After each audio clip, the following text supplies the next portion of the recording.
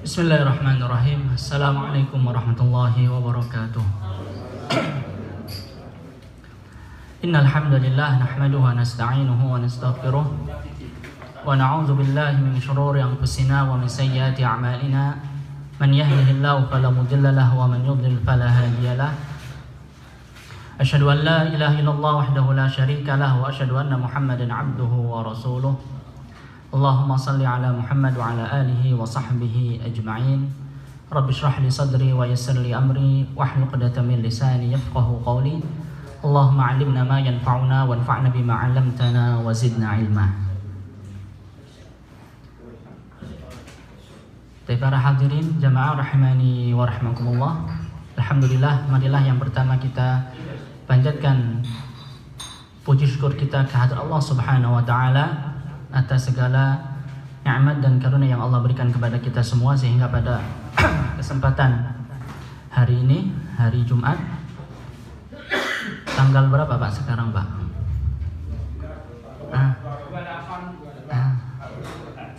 Tanggal 3 Rabiul Akhir ya Pak ya. Atau tanggal 28 Oktober. Alhamdulillah, mari kita selalu bersyukur kepada Allah Subhanahu wa taala. Begitu banyak nikmat yang Allah berikan kepada kita semua. Alhamdulillah, sebagaimana firman Allah Subhanahu wa taala dalam Al-Qur'an mengingatkan untuk kita semua, wa in ta'uddu ni'matallahi la tuhsuha. Jikalau kamu menghitung-hitung nikmat Allah, bisa tidak? La tuhsuha, kata Allah, tidak mungkin kau menghitungnya.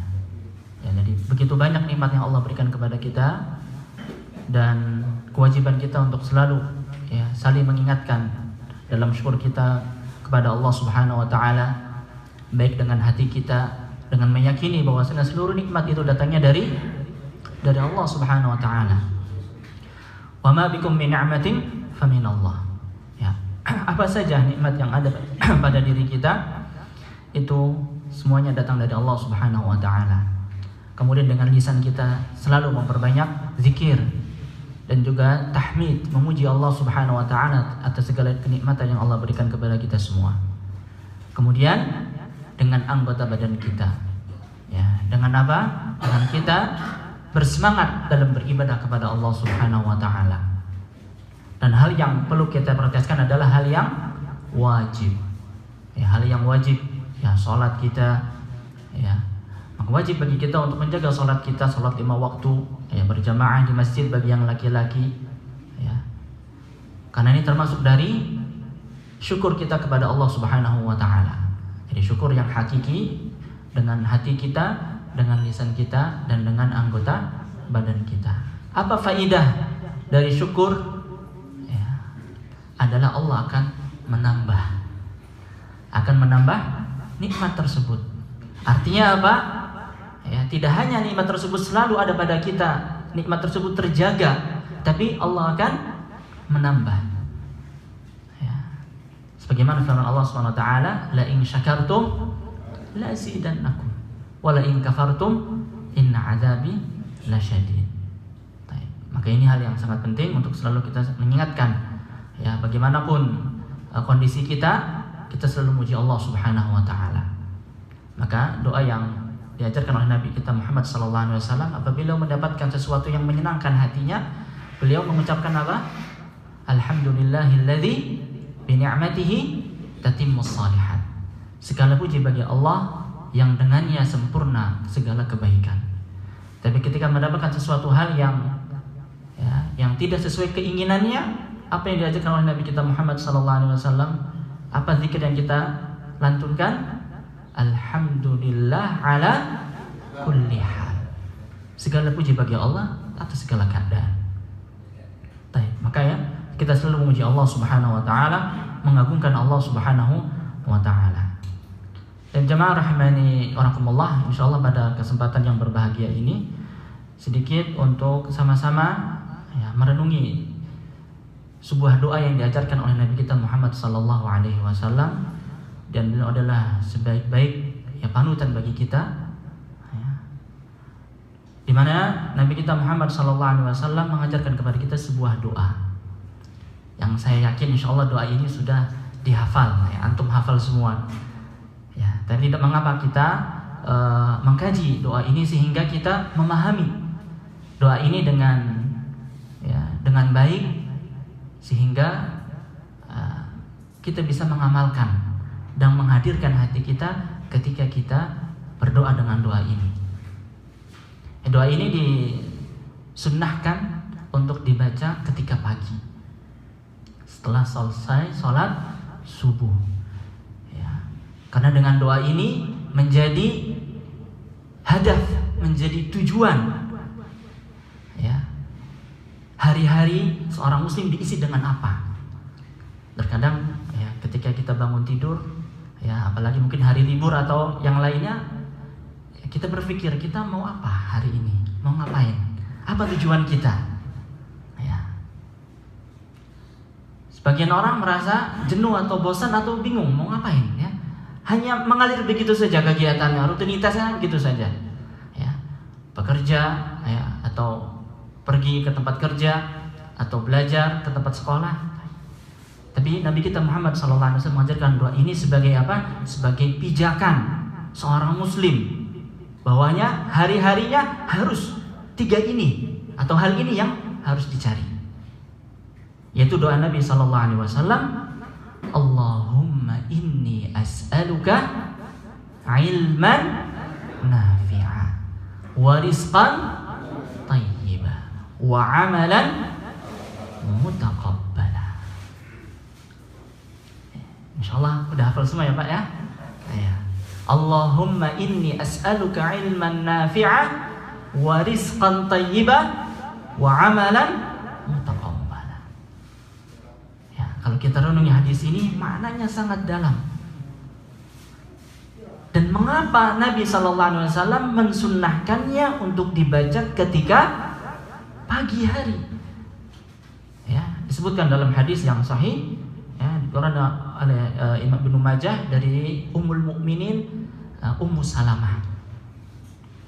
Ya, beliau menceritakan bahwa Nabi SAW apabila selesai sholat subuh membaca doa, Allahumma inni as'aluka ilman nafi'a wa rizqan tayyiba wa amalan mutaqabbala. Ya Allah, aku memohon kepada Engkau ya Allah ilmu yang bermanfaat, wa rizqan tayyiba, rizki yang baik, tayyib, wa amalan mutaqabbala, dan amalan yang diterima.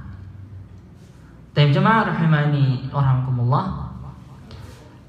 Jadi yang pertama yang diminta adalah apa jemaah? Ilmu.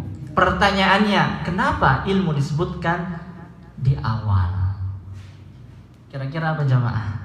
Kenapa enggak rizki dulu ya?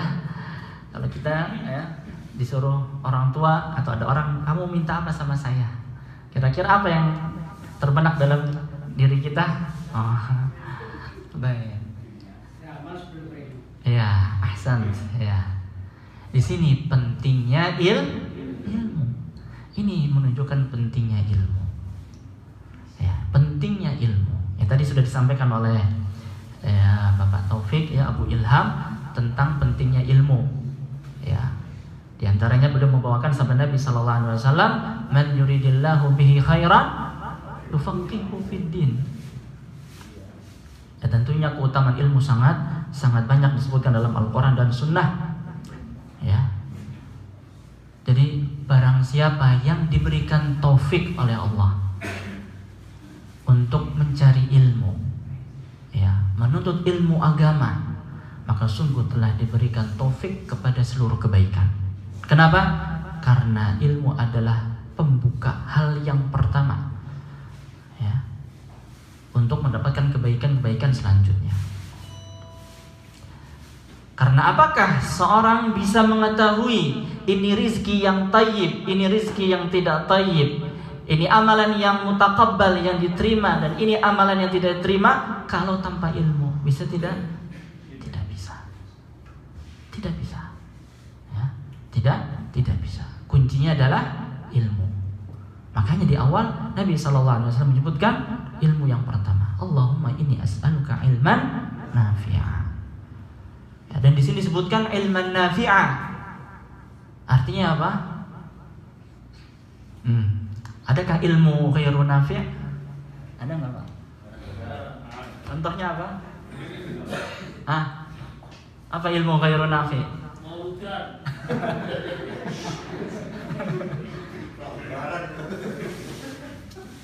Ya, ilmu ghairu nafi'. Ahsan, ilmu sihir. Ya. Ilmu sihir ada ilmunya tidak? Ada. Belajar tidak? Orang ingin mensihir harus belajar. Dalam Al-Qur'an disebutkan dalam surah Al-Baqarah, "Wa ma yu'allimani." Ilmu sihir tidak bermanfaat, maka tidak boleh belajar ilmu sihir. Haram. Ya. Bahkan mendatangi tukang sihir, apa hukumannya? Ya. Ilmu sihir, ilmu ramal, ilmu nujum, datang kepada tukang sihir atau tukang ramal, datang saja bertanya, lam tuqbal salatu 40 yauman. Salatnya enggak diterima 40 hari. Oh, berarti enggak usah salat Ustaz ya? Enggak. Tambah dosa kalau enggak salat ya. Ini sebagai hukuman, dia bekerja tidak dikasih upah. Tapi tetap dia harus sholat. Ya. Tapi kalau dia datang ke tukang sihir dan membenarkan apa yang dikatakan tukang sihir, faqad kafara bima unzila ala Muhammad. Maka dia telah kafir, telah kufur terhadap apa yang diturunkan kepada Nabi Muhammad. Yaitu apa? Tidak ada yang mengetahui perkara gaib kecuali Allah. Jadi ilmu sihir, ya. Sulap termasuk sihir. Nah, itu lain lagi Pak ya, ilmu sulap ya. Baik. Nah, yang lagi viral ya Pak ya, kalau kita lihat di YouTube ya, pesulap merah ya. Ya. Baik. Maka kita diminta untuk meminta ilmu yang bermanfaat. Dan semua ilmu yang ada pujiannya dari Allah dan Rasulnya itu ilmu agama. Jadi setiap ada keutamaan tentang ilmu yang disebutkan oleh Allah dalam Al-Quran. Di antaranya apa? Qul hal yastawil ladzina ya'lamuna wal ladzina la ya'lamun. Apakah sama antara orang yang mengetahui dan orang yang tidak mengetahui? Apakah sama orang yang berilmu dan orang yang tidak berilmu? Maksudnya ilmu apa? Ilmu agama. Yarfa'illahu alladhina amanu minkum walladhina utul ilma darajat. Allah meninggikan derajat orang yang berilmu beberapa derajat. Maksudnya ilmu apa? Ilmu agama. Ilmu agama. Ya, ilmu tentang qala Allah wa qala Rasul. Ya. Jadi ini yang pertama. Meminta ilmu yang bermanfaat, yaitu ilmu agama. Maka alhamdulillah ya, kita bersyukur kepada Allah Subhanahu wa taala. Ya, kemudian setelah itu kita berusaha untuk semampu kita untuk belajar. Ya, apalagi pada zaman sekarang untuk belajar apakah harus datang di majelis ilmu? Ya, baiknya seperti itu. Tapi apakah terbatas hanya itu saja? Ya, kalau kita ingin membaca hadis, apakah perlu kita safar 1 bulan? Tidak, ya buka HP kita bisa, buku hadis, masya Allah. Dulu sahabat Jabir bin Abdullah ingin menanyakan sebuah hadis, ingin mentakik sebuah hadis, harus safar dari kota Madinah keluar selama 1 bulan perjalanan. Untuk apa? Untuk hanya mendengarkan 1 hadis Nabi Sallallahu Alaihi Wasallam. Adapun kita pada saat ini alhamdulillah kemudahan yang Allah berikan kepada kita. Maka semakin banyak ilmu yang Allah berikan kepada hamba, artinya semakin banyak taufik yang Allah berikan kepadanya. Maka kita menilai dan mengukur diri kita pribadi sendiri. Bagaimana hari-hari kita. Maka yang pertama kita harus dalam hari tersebut kita harus mencari ilmu. Allahumma inna nas'aluka ilman nafi'a. Setiap ibadah yang kita lakukan, kita harus tahu ilmunya. Sholat misalnya, kita yakini ini adalah perintah Allah. Dalilnya dalam Al-Quran, wa aqimus shalah wa atuz zakah. Dalam hadis Nabi Sallallahu Alaihi Wasallam Allah perintah, Nabi menjelaskan tentang rukun Islam. Jadi kita tahu ketika kita melaksanakan sholat ini atas dasar kita meyakini ini adalah perintah dari Allah dan Rasulnya. Dan juga kita mengerti fadilah keutamaan dari sholat. Sehingga ibadah yang kita lakukan dibangun di atas ilmu. Baik.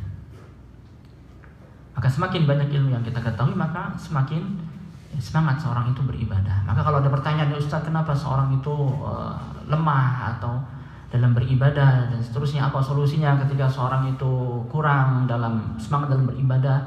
Di antaranya adalah apa? Ilmu. Dia harus tahsilul ilm. Ya. Karena dengan tahsilul ilm, mendapat ilmu dia tahu. Ya, kalau sudah tahu, ya insyaallah kalau hatinya bersih, Allah akan berikan taufik untuk mengamalkan ilmunya. Baik. Jadi ini yang pertama ya Pak ya, ilmu yang bermanfaat.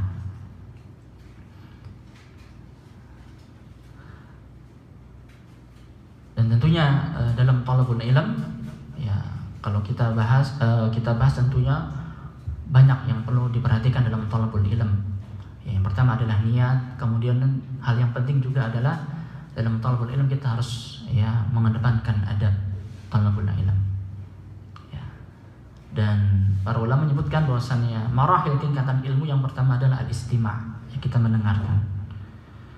Summal faham, kemudian setelah kita fahami. Ya. Kemudian setelah difahami, summal hifaz, dihafal. Ya. Summal amal wan nasyar, kemudian itu diamalkan dan disebarkan. Ini tahapan ilmu. Yang pertama al-istima', mendengar ya. Mendengar.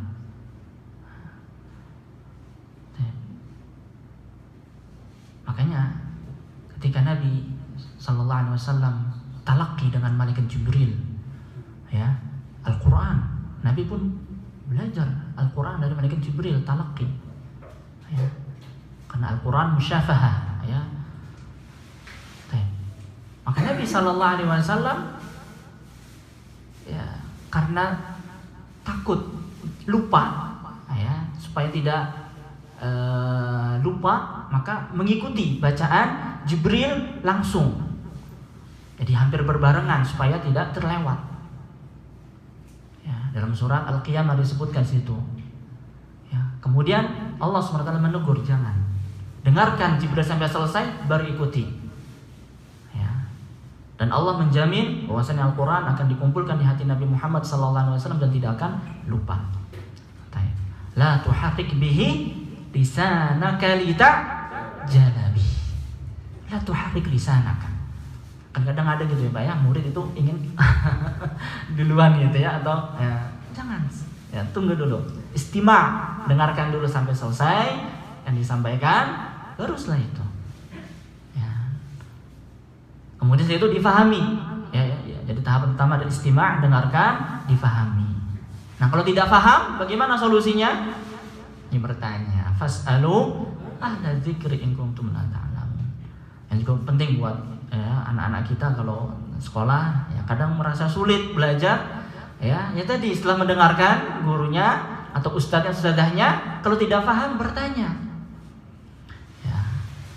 Dan itu yang saya juga rasakan ya ketika kuliah karena anak ini baru kemarin Agustus yang 2022 diterima alhamdulillah ya, kemudian masuk. Ya sebenarnya anak dulu S1-nya di Libya jurusan syariah. Kemudian di sini terimanya di akidah. Ya. Ketika awal-awal masuk ya pelajaran, ada satu dosen yang ngomongnya Masya Allah ya, karena baru saya ke Saudi, cepat sekali ngomongnya ya. Ya dulu kalau kita belajar di pondok ya, di Indonesia kan bahasa Arabnya dengan lambat gitu kan. Assalamualaikum, waalaikumsalam, ana Ahmad. Di sini nggak ada gitu ya. Iya, cepat sekali. Ya, cepat, apalagi sebagian mufradatnya amiyah atau apa ya. Maka terkadang saya di kelas cuma diem saja. Ya. Kemudian dikatakan oleh dosennya, ya Syahid Ridha, is'al illam tafham. Kamu harus tanya kalau nggak paham. Dan di sini metodenya, ketika tidak paham harus langsung tanya. Saat itu juga harus motong dosen. Jangan nunggu di akhir. Jadi kalau kita di kampus seperti itu.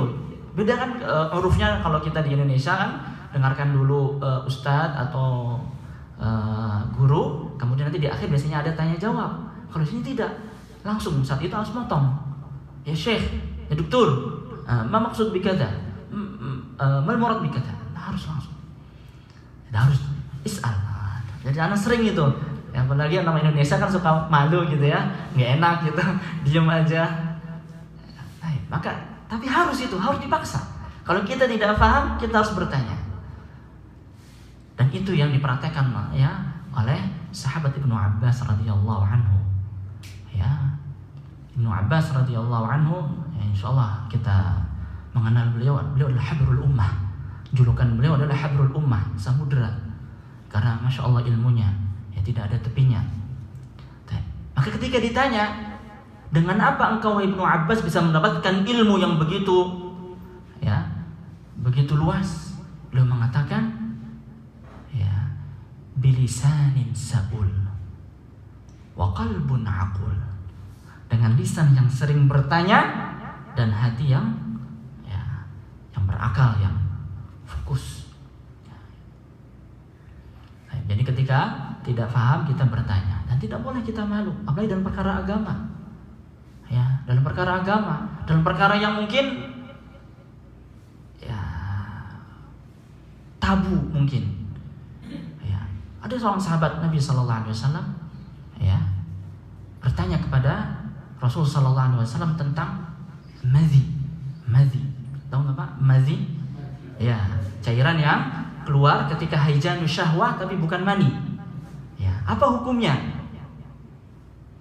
Nah, maka sahabat itu bertanya ya ke Nabi sallallahu alaihi wasallam, "Innallaha la yastahi minal haqq."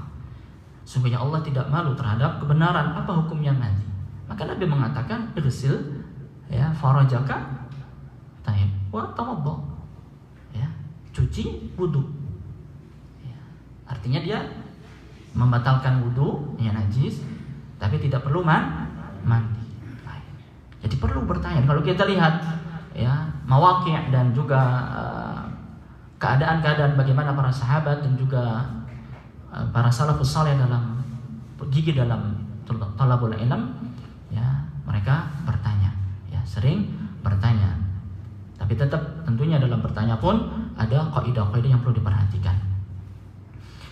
Kemudian dalam talabul ilm, ya setelah faham, dihafalkan. Ini penting, apalagi yang masih usia muda ya Pak ya.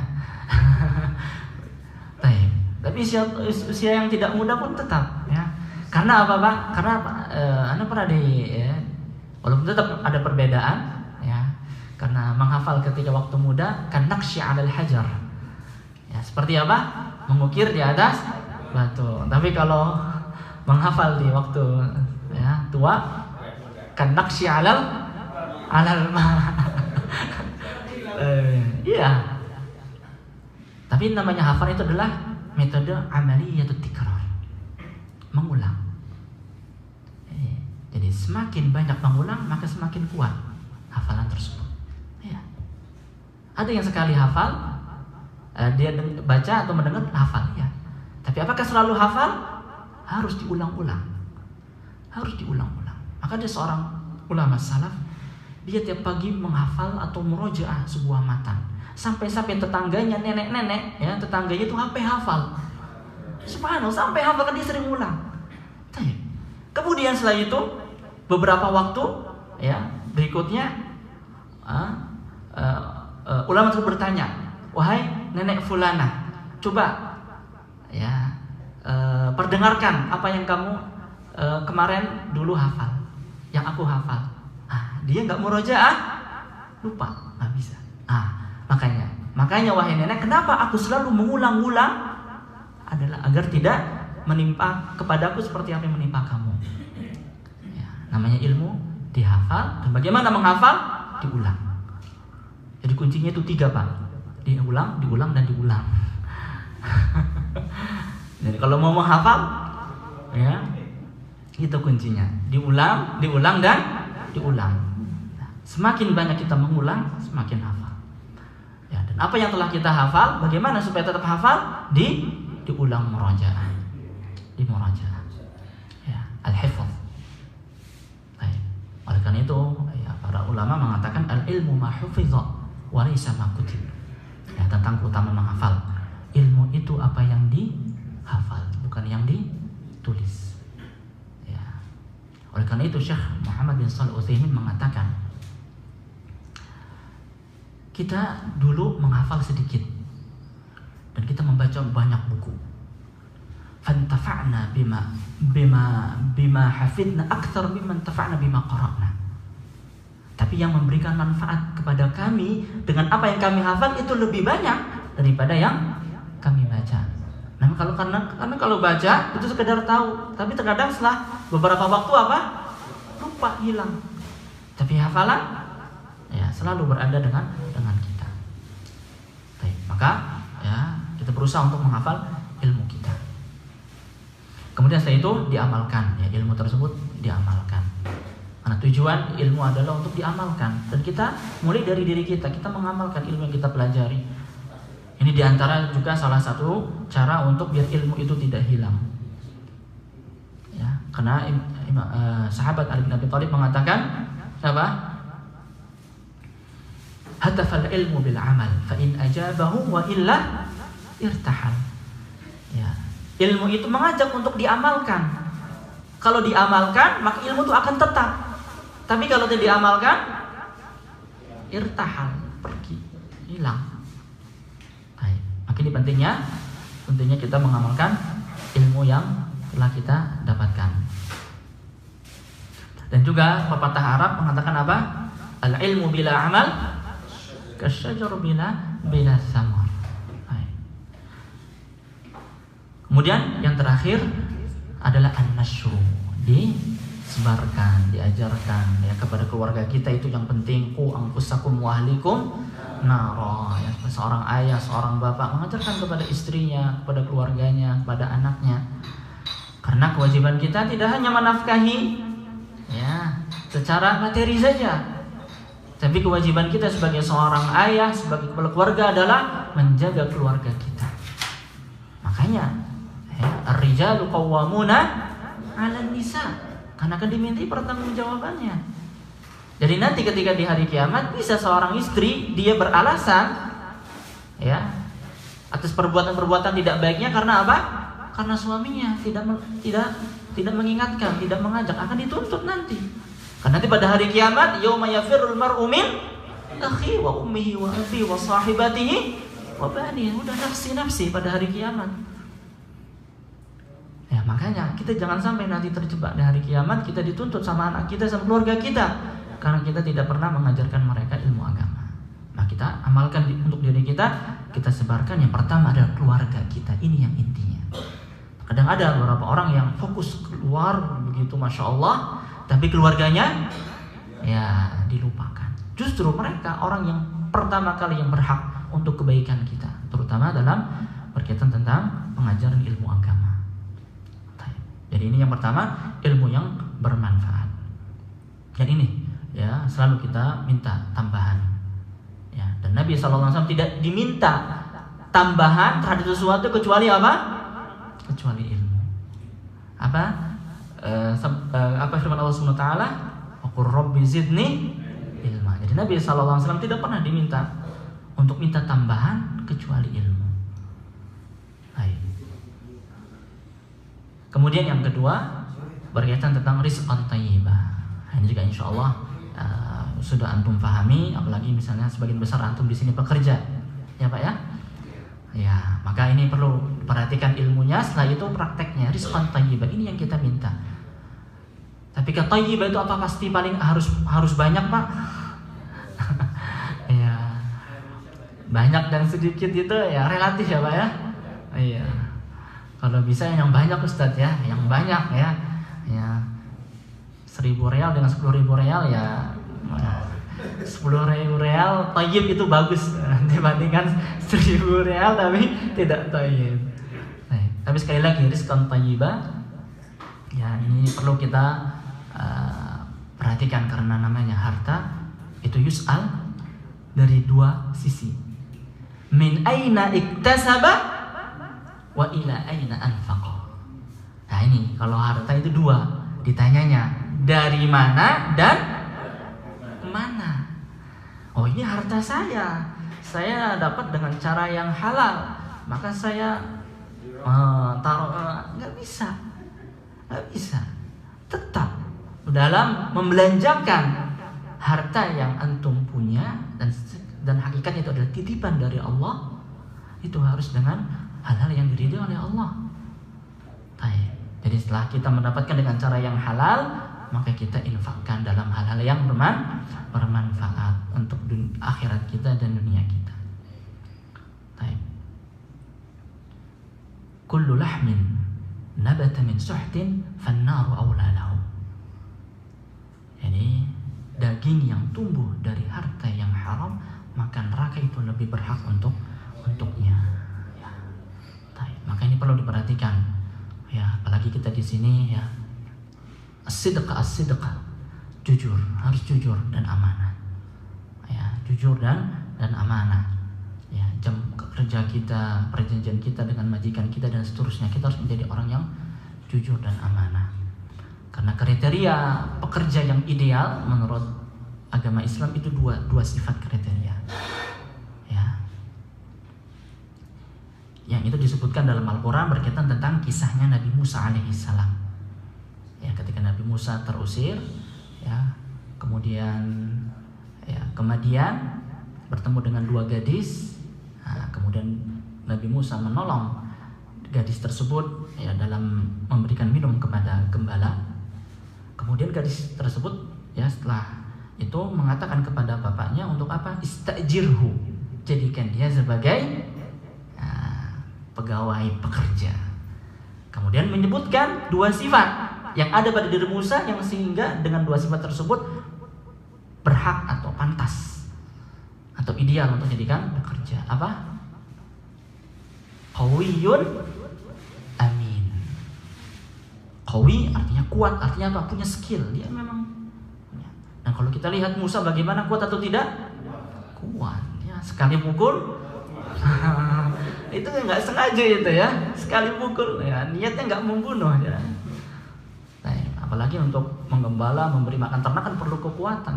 Maka Nabi Musa di situ qawi. Dan yang kedua, amin. Nabi Musa itu amin. Dari mana wanita tersebut mengetahui Nabi Musa itu amin? Ketika Nabi Musa diajak ke rumahnya orang tuanya gadis tersebut, Nabi Musa tidak ingin ya berada di belakang wanita tersebut. Tidak, saya di depan. Loh, tahu nggak rumahnya? Ya saya tidak tahu. Lah gimana? Nah, kalau belok kanan lemparkan batu ke sebelah kanan, kerikil. Kalau ke kiri lemparkan kerikil ke sebelah kiri. Kalau lurus nggak usah lempar ya. Kalau lurus nggak usah dilempar ya, lurus ya sudah. Nah dari sini wanita tersebut mengatakan, menyimpulkan bahwa Nabi Musa memiliki amanah. Baik. Iya. Dan jadi ini ya perlu dalam ketika kita bekerja dua sifat ini kita miliki. Ya punya skill, punya kemampuan dan juga punya amanah. Kalau amanah tapi dia nggak punya kemampuan, nggak punya skill gimana? Ya nggak jalan ya Pak ya.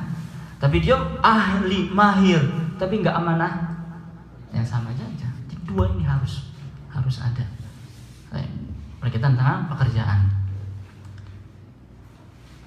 Kemudian ya, yang terakhir ya yang kita minta adalah wa amalan mutaqabbala, amalan yang diterima. Ini menunjukkan bahwasannya apakah semua amalan itu diterima? Yang jemaah hadirin, apakah setiap amalan ibadah yang dilakukan seorang hamba pasti diterima oleh Allah? Tidak diterima. Makanya kita minta untuk diterima. Kenapa? Karena di sana ada amalan-amalan yang tidak diterima. Bayangkan ketika orang sudah capek bekerja, beramal, kemudian setelah itu amalannya tidak diterima. Kira-kira rugi atau tidak? Rugi. Dan itulah yang Allah ceritakan berkaitan tentang amalannya orang kafir. Amilatun nasibah. Taslah naran amilah, bekerja, nasibah, capek. Tapi apa akhirnya? Tasla naran hamiyah, masuk neraka. Nah, kita jangan sampai capek bekerja, capek beramal, tapi ternyata amalan kita ditolak. Haba'an mansura. Ya, debu yang berterbangan. Nah, bagaimana amalan tersebut agar diterima? Ya, ada ilmunya tadi, kembali ke ilmu. Ya, insya Allah antum sudah tahu syarat diterimanya amal berapa? Ada 2, masya Allah ya. Yang pertama ikhlas, yang kedua ittiba. Ya, masya Allah. Ini penting sekali. Ya, al-ikhlas ini penting, berkaitan tentang ya hati kita. Kita niatkan seluruh amal ibadah kita, aktivitas kita untuk mendapatkan ridha dan pahala dari Allah. Ini yang pertama, harus. Dan namanya keikhlasan itu aziz, sulit. Sulit apa mudah, Pak? Berat. Ya, berat sekali. Kenapa? Karena ikhlas itu tempatnya di mana? Di hati. Yang tahu siapa? Yang tahu kita dan Allah saja. Iya. Baik. Dan tempatnya di hati, dan hati itu berbolak-balik. Ya, berbolak-balik. Maka tidak ada cara lain untuk kita bisa ikhlas kecuali kita memohon kepada Allah, berdoa kepada Allah. Ya. Ya, kita doa kepada Allah untuk diminta, untuk mendapatkan keikhlasan. Ya. Allahumma inni Allahumma ya muqallibal qulub tsabbit qalbi ala dinik. Allahumma waffiqni lil ikhlas, ya, dan doa yang semisalnya. Ya, ikhlas karena Allah Subhanahu wa taala dalam ibadah kita. Ya, dan kita yakini bahwasanya makhluk tidak memberikan apapun manfaat kepada kita. Manfaat dan mudarat di mana? Ada Allah Subhanahu wa taala. Adapun makhluk tidak bisa memberikan manfaat dan mudarat.